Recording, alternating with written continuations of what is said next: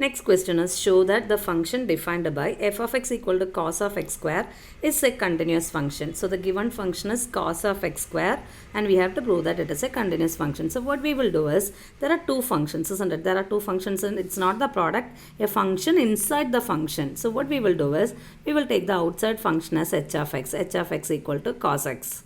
And we will take the inner function by another name, let it be g x square. Okay, so what we will do is, again we will find the h composite g of x.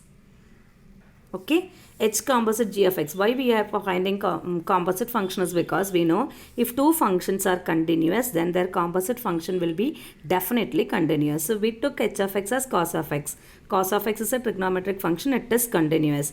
G of x square is x square. X square is a polynomial function, it is also continuous. So as these two functions are continuous, its composition function will also be continuous. That is the reason why we are going to calculate h composite g of x. By definition, h composite g of x is h of g of x. Okay, it's a definition of the composite function. H composite g of x is h of g of x. Again, what we have to do is, outside h we will keep as such. Instead of g of x, we have assigned the value x square. So h of x square. Okay, so instead of g of x, what we did is we substitute the value x square. Now what we got is h of x square. What is the function h? If it is h of x, the function is cos x. If it is h of y, the function is cos y. If it is h of 2, the function will be cos 2. So if it is h of x square, what will be the value? It will be cos of x square. Okay, so what we got is h composite g of x is cos of x square. H of x is continuous, g of x is continuous. Therefore, h composite g will also be continuous. H composite g we got as cos of x square. Therefore, cos of x square is a continuous function. Nothing else we have to do with these type of cases, just to prove that it is a composition of two function.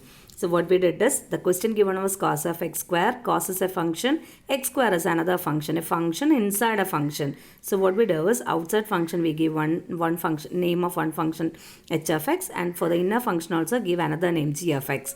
Again what to do is, take h composite g. H composite g of x, by definition it is h of g of x. And substitute the value of g of x. What is g of x? G of x is x square. So h of x square. H of x is cos x. If it is h of y, it will be cos y. So h of x square will be cos of x square. H of x is a trigonometric function, continuous. G of x is a polynomial function, again continuous.